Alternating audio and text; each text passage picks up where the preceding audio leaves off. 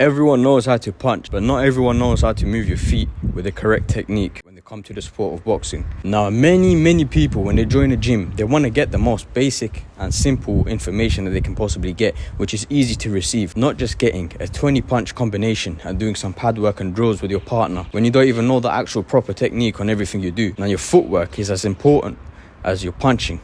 Your footwork is what will make you have balance, and it will also allow you from creating distance, managing distance, and also moving out of the way via using footwork. Now, how do you actually use your feet when you're punching?